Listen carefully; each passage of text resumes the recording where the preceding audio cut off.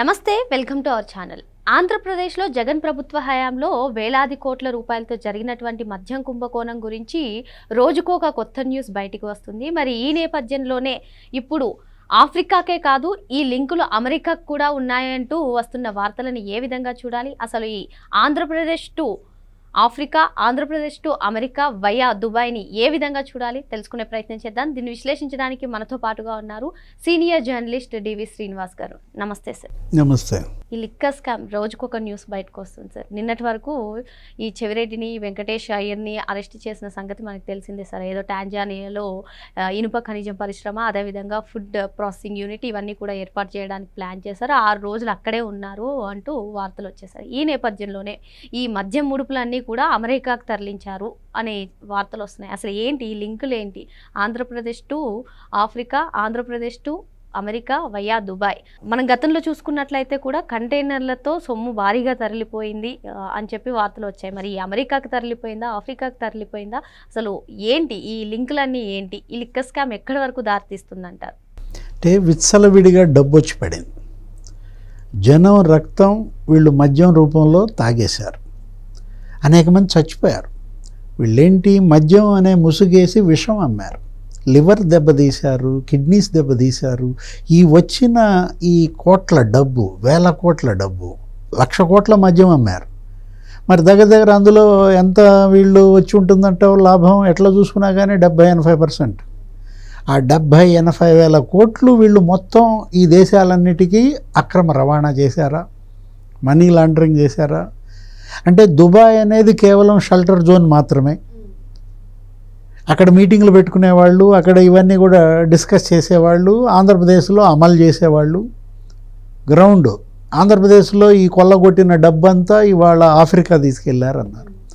అదే చెవిరెడ్డి భాస్కర్ రెడ్డి, మోహిత్ రెడ్డి, ఆ వెంకటేష్ నాయుడు వీళ్ళంతా మరి ఒక వారం రోజులు ఆఫ్రికాలో ఉండి ఉన్న జనవరిలో అక్కడ ఏదో ఈ స్టీల్ ప్లాంట్ పెట్టాలనో లేదా ఫుడ్ ప్రాసెసింగ్ ప్లాంట్ పెట్టాలనో వాళ్ళతో పాటు అక్కడ పని చేసిన వాళ్ళు, ఆ వారం రోజులు వాళ్ళతో పాటు అక్కడ టాంజానియా లేకపోతే అక్కడ జింబాబ్వే, జాంబియా అక్కడ తిరిగిన వాళ్ళు ఎవరు? ప్రణయ్ ప్రకాష్, అతను వాంగ్మూలం 164 ఇచ్చాడు.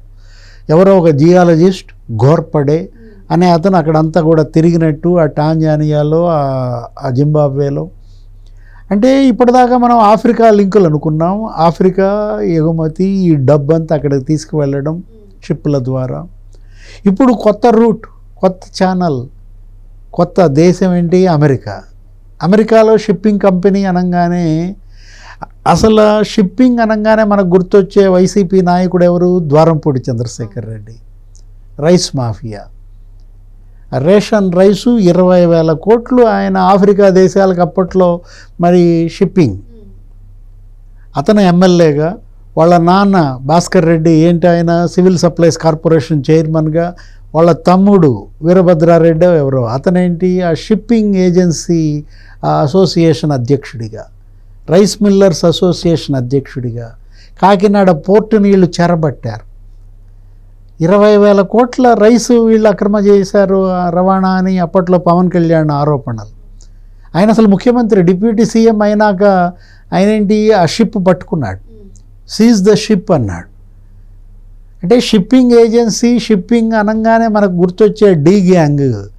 మరి ఇప్పుడు ఈ చెవిరెడ్డి గ్యాంగు ఆఫ్రికా, మరి ఆ కసిరెడ్డి గ్యాంగ్ అది అమెరికా. అంటే ఇవన్నీ జగన్ గ్యాంగ్ బ్రాంచీలు. ఏది ఇప్పుడు ఈ కే గ్యాంగ్ కావచ్చు, ఈ డి గ్యాంగ్ కావచ్చు, సి గ్యాంగ్ కావచ్చు, పి గ్యాంగ్ కావచ్చు. పి గ్యాంగ్ అంటే పెద్దిరెడ్డి గ్యాంగ్. ఇవన్నీ జే గ్యాంగ్లో నీకు చిన్న చిన్న బ్రాంచెస్ అన్నమాట.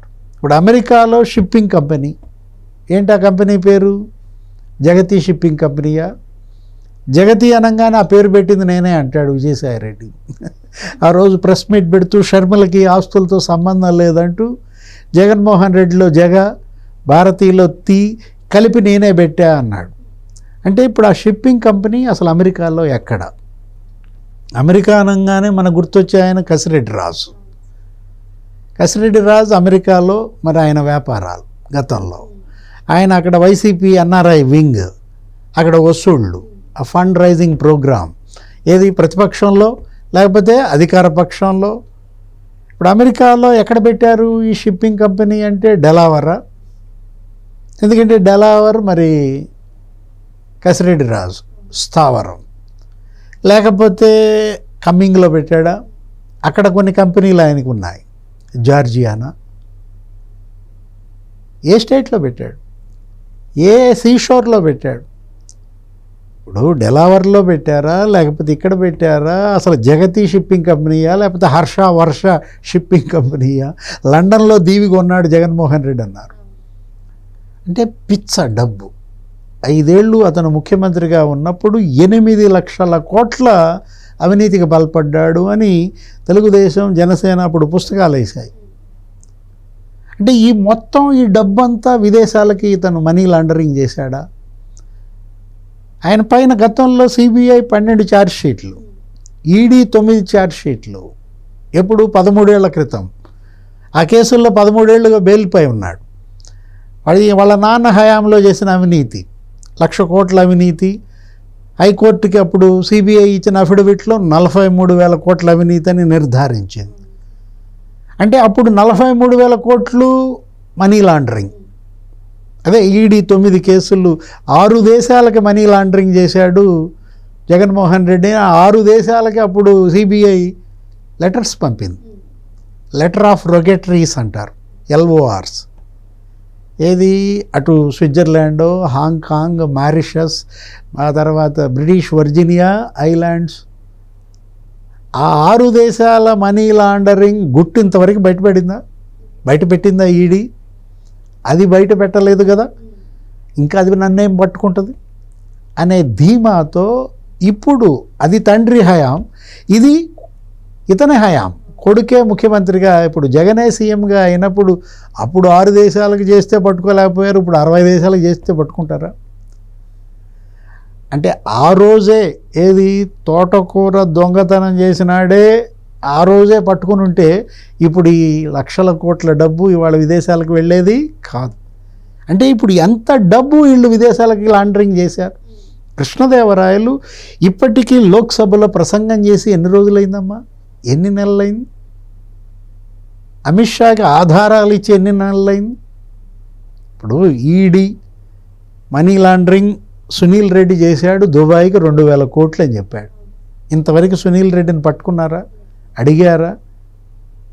అంటే ఈడీ ఎంటర్ అయింది ఇందులోకి అన్నారు, వివరాలు ఇవ్వండి మేము టేకప్ చేస్తున్నాం అంటూ అది వాళ్ళు కూడా కేసు రిజిస్టర్ చేశారు. ఇప్పుడు మనకి ఇక్కడ FIR అన్నట్టుగా వాళ్ళకు కూడా అక్కడ ECIR అంటారు. కేసు కట్టారు. కేసు కట్టితే అయిపోయినట్టేనా ఈడీ పని? ఇంతవరకు ఎన్ఫోర్స్మెంట్ డైరెక్టరేట్ ఎందుకు దీన్ని పట్టుదలగా ఇవాళ, మరి ఇది గతంలో నిందితుడే, ఇతనే కొత్త నిందితుడు కాదు. ఒక పాత 9 కేసుల్లో నిందితుడిగా ఉన్న వ్యక్తి ముఖ్యమంత్రి అయి మరి ఇన్ని దేశాలకి ఇంత 1,000 కోట్లు మరి లాండరింగ్ చేస్తే ఒక ప్రజాప్రతినిధి, ఒక లోక్సభ సభ్యుడు అసలు 4,000 కోట్లు విదేశాలకు లాండరింగ్ చేశాడనే ఆధారాలు ఇచ్చానని చెబితే అదేమైంది? దీని సంగతి ఏంటి? ఇప్పుడు అమెరికాలో షిప్పింగ్ కంపెనీ గుట్టు మట్లన్నీ బయట పెడతారా? మనం అడిగే ప్రశ్నలు కాదు, జనం నిలదీస్తున్నారు. ఇది జనం సొమ్ము, జనం రక్తం తాగారు, జలగల్లాగా పీల్చి పిప్పి చేసి వాళ్ళ లివర్ దెబ్బతీశారు, కిడ్నీస్ దెబ్బతీశారు. 30,000 మంది చచ్చిపోయారమ్మా. 52% లివర్ దెబ్బతింది, 48% మంది కిడ్నీస్ దెబ్బతిన్నాయి.